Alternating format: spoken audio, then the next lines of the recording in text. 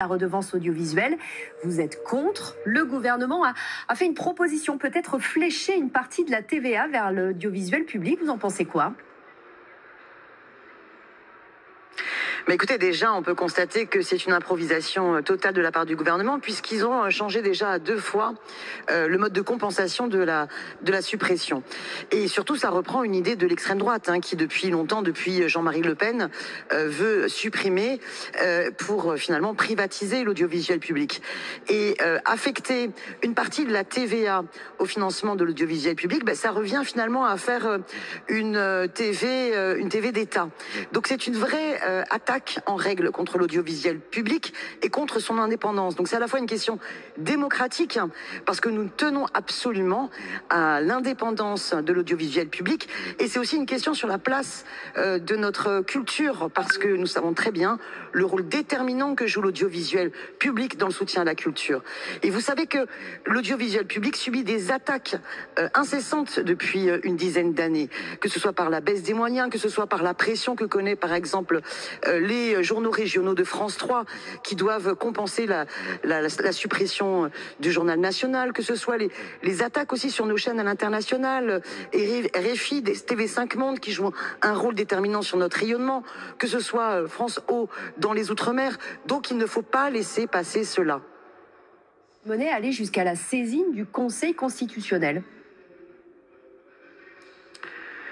Oui, tout à fait, parce que nous estimons vraiment que l'indépendance de l'audiovisuel public doit être absolument préservée et fait partie de notre conception de la République. Et vous savez, le grand sujet qui devrait y avoir aujourd'hui, c'est celui de l'indépendance des médias, vous savez que sur les médias privés, 9 milliardaires se partagent et possèdent 90% des médias.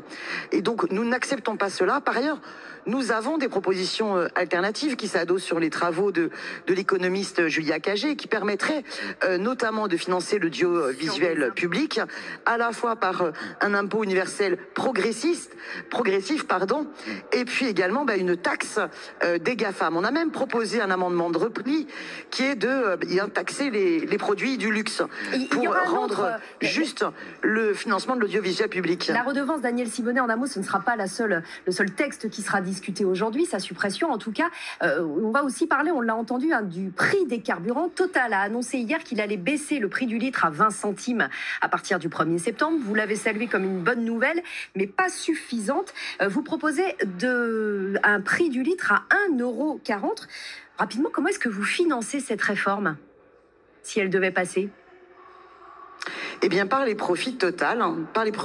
C'est-à-dire que quand vous fixez le prix à 1,40 € le litre, eh bien, Total va arrêter de se gaver sur le dos des Françaises et des Français.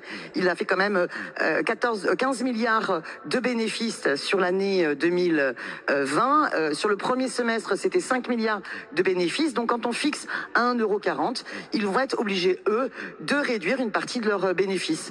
Merci. Mais vous voyez bien, c'est-à-dire que là, si Total a accordé ces miettes, c'est parce qu'il y a une bataille que nous menons sur la taxation des profits, notamment de Total, mais aussi des autoroutes, en fait de tous les profiteurs de crise.